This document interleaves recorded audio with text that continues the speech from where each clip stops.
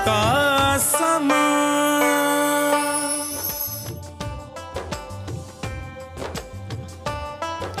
बिस्मिल्लाहिर्रहमानिर्रहीम, अस्सलाम वालेकुम रहमतुल्लाहि व बरकातुहू। अल्लाहुम्मा सल्लि अला मुहम्मद व आले मुहम्मद। रब्बि इश्रह ली सदरी व यस्सिर ली अमरी वहलुल उक़दतम मिन लिसानी यफ़क़हू क़ौली। आमीन। हमारे उस्ताद प्रोफेसर साहब कहा करते थे कि जिस मजलिस में दुआ ना पढ़ी जाए, अल्लाह ताला जो है वो हिकमत और ताकत गुफ्तार जो है उसमें नरमी कर देता है, इसलिए दुआ ज़रूर पढ़ा करें। आज इंशाअल्लाह ताला हम 18वीं सहरी करेंगे और 18वां पारा शेख शुजा से पढ़ेंगे इंशाअल्लाह ताला। ये दो हिस्सों पे है, दो सूरतों के ऊपर है, सूरह मोमिनीन और सूरह नूर। सूरह नूर इसलिए कि नूर समावात का उसमें ज़िक्र है। मोमिनीन की नाम शायद इसलिए है क्योंकि इसमें मोमिनीन को हदायत दी गई है। नूर बाद में आती है, मोमिनीन पहले आती है। सूरह मोमिनीन बुनियादी तौर पे जन्नत में जो लोग, ये जहन में रखिएगा कि जब एक पारा दूसरे पारे में कन्वर्ट होता है तो पिछला ओवरफ्लो जो है वो कंटिन्यू करता है, कभी ज़्यादा करता है कभी कम करता है, लेकिन कर सकता है, नहीं भी कर सकता लेकिन करता भी है। जो मक्की सूरतें होती हैं ये बुनियादी तौर पे अकायद के बारे में होती हैं, और जो मदनी होती हैं ये मसाइल के बारे में होती हैं। जन्नत के अंदर कौन लोग हैं जो डिज़र्विंग हों, इस पर एक लंबी लिस्ट और लंबी बहस अल्लाह ताला ने फरमाई है कि कौन लोग होंगे जो जन्नत में जाएंगे। लेकिन जो जन्नत में नहीं जाएंगे, ये सबसे इम्पोर्टेंट बात है। तकब्बुर और शिर्क, माँ बाप की नाफरमानी, निश्ता, ये लोग जन्नत में नहीं जाएंगे। अब इन तीनों चीज़ों का ताल्लुक़ ना नमाज से है, ना रोज़े से है, ना ज़कात से है, ना आपकी खैरात से, किसी से नहीं है। अगर आपकी वजह से कोई फ़ील करता है कि वो लेसर है, ये आपका तकब्बुर है। अगर आप अल्लाह के साथ किसी को शरीक करते हैं वो तो शिर्क है, वो तो नाकाबिल माफ़ी है। लेकिन गौर कीजिए कि जो जन्नत में जाने के डिज़र्विंग हैं और जो डिज़र्विंग नहीं है, डिज़र्विंग वालों के लिए इबादत ज़रूरी है, नॉन डिज़र्विंग जो है उनके अखलाक के ऊपर बात है। गुस्से के अंदर तकब्बुर करना अल्लाह को ये हरगिज़ पसंद नहीं है। अल्लाह को शिर्क पसंद नहीं है। अल्लाह को किसी का माल गबन करना पसंद नहीं है। ये एक बड़ी लंबी अल्लाह ताला ने यहाँ पे लिस्ट दी है।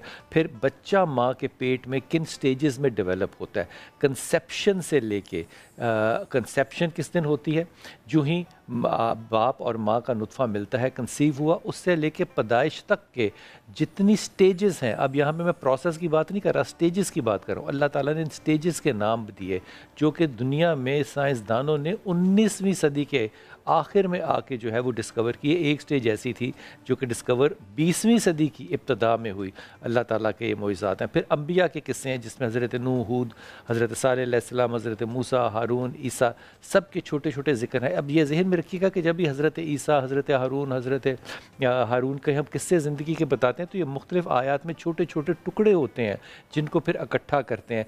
तकरार के साथ जो है ये कम जगहों पे, शायद एक आध जगह पे पिछली आयतों में आपसे अर्ज़ किया था कि वो इतना लंबा ज़िक्र जो है वो हज़रत यूसुफ़ अलैहिस्सलाम का आया था। फिर मुसलमानों के इख्तलाफात की बात की है और फिर इनको हल दिया है, और हल सिर्फ़ एक ही है, surrender. Surrender, surrender with logic, मंतक के साथ सरेंडर करना। और इख्तलाफ की वजूहात क्या हैं? लोग एक दूसरे को नीचा दिखाना चाहते हैं और अपने को और अपने बुतों को, वो चाहे अंदर के बुत हों चाहे बाहर के बुत हों, उनको बड़ा करना चाहते हैं। सरकशी के असबाब पे देखिए खुदा ताला ने जो है वो बाकायदा इस पे बहस की है। और दुनिया में जब रोज़े क़यामत होगा, कब्र से निकाला जाएगा तो पूछा जाएगा, बिलाल कुतुब साहब आप कितनी देर दुनिया में रह के आए?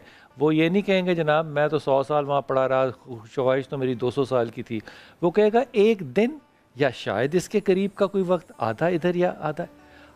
सोचिए ज़रा कि ये ज़िंदगी इतनी है, एक बुलबुले की इतनी ही याद होगी जितनी कि एक दिन की हो सकती है। फिर सूरह नूर की इब्तदा होती है और हज़रत मुजाहिद रज़ी अल्लाह कहा करते थे कि मर्दों को हज़रत सूरह मायदा और औरतों को सूरह निसा ज़रूर पढ़नी चाहिए। आपको भी ये नसीहत है कि आप अपने बच्चों को, मर्दों को, लड़कों को सूरह मायदा, सूरह निसा भी पढ़ाइए, सूरह मायदा ज़रूर पढ़ाइए, लेकिन बच्चियों को भी सूरह मायदा पढ़ाइए और सूरह निसा ज़रूर पढ़ाइए, क्योंकि इसमें अहकामात हैं। मिसाल के तौर पर देखिए ज़ना की सज़ा क्या होगी। अब ज़ना की सज़ा को फिर तकसीम किया है कि शादीशुदा की ज़ना की सज़ा क्या होगी और गैर शादीशुदा के ज़ना की सज़ा क्या होगी, क्योंकि दोनों ज़ना के अंदर हालात जो हैं वो बदल गए हैं।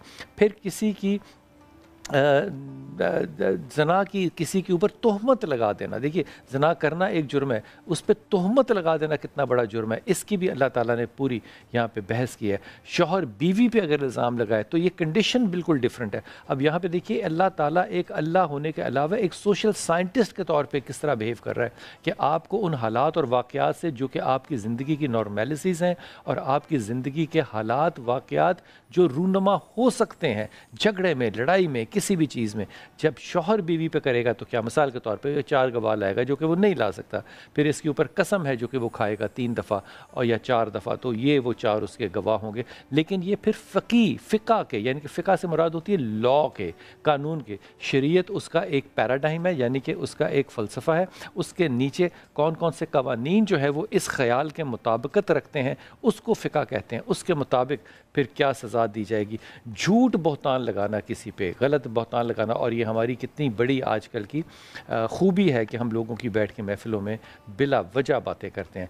घर में दाखिल होने, मैं कहता हूँ रब के सदके जाएं, घर में दाखिल होने के आदाब भी बता दिए, आवाज़ देकर जाना है ताकि आने वाली को पता हो कि मेरा शौहर आ रहा है, बता कर जाना है, छापा नहीं मारना घर पे, वो तैयार होकर बैठे आपको वेलकम करे, घर की पिछली दीवार से नहीं जाना, आपने घर की अगली दीवार से जाना है।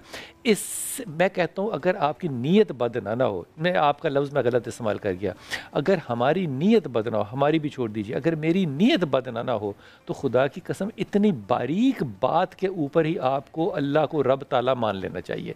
वो घर में दाखिल होने के आदाब तक आपको पेश कर रहा है, ये अदब है आने का, क्योंकि वो खातून जो घर में है, जो बच्चे हैं, वो आपके लिए बड़े अहम होंगे। फिर नज़र को झुकाने का, औरत को पर्दे का बाद में कहा, ओ खुदा के वास्ते मर्दों समझ लो इस बात को, खुदा के वास्ते समझ लो मेरे भाइयों, अल्लाह कहता है पहले तुम अपनी नज़र नीचे करो, बाद में जो बाकी क्लेम्स है ना, जो 8 मार्च की आपकी बहस चलती है वो बाद में होगी, लेकिन पहले अपनी नज़र नीचे करो। लौंडी और ग़ुलाम के हकूक़ जो हैं, वो जो माल गनीमत में लोग आते हैं या आया करते थे, अब तो नहीं, खैर उनके हकूक़ों के ऊपर भी बात की। हराम माश का इतना ज़बरदस्त जिक्र किया है, खुदा की कसम कि आप अगर पढ़ लें तो रोंगटे खड़े हो जाएंगे। फिर पर्दे के जिक्र करते हुए जवान और बूढ़े में फ़र्क किया है। जवान औरत का पर्दा किस तरह का होगा, बूढ़ी औरत ऑप्शनल है, करना चाहे तो कर ले, लेकिन उसको अल्लाह ताला ने कितनी सहूलत दे दी कि अब तुम उस उम्र के हिस्से में पहुंच गई हो कि तुम्हारी जीनत नहीं है, ज़ाहरी जीनत नहीं है, अल्लाह ने उसको कितनी आसानी दी। मैं कहता हूँ ये आप 18वां पारा पढ़ लें, और अगर इसके बाद भी ईमान ताज़ा सोशियोलॉजी के तालिब इल्मों का नहीं होता तो फिर रोज़े क़यामत ही मुलाकात होगी। शेख शुजा से आज का सबक लेते हैं।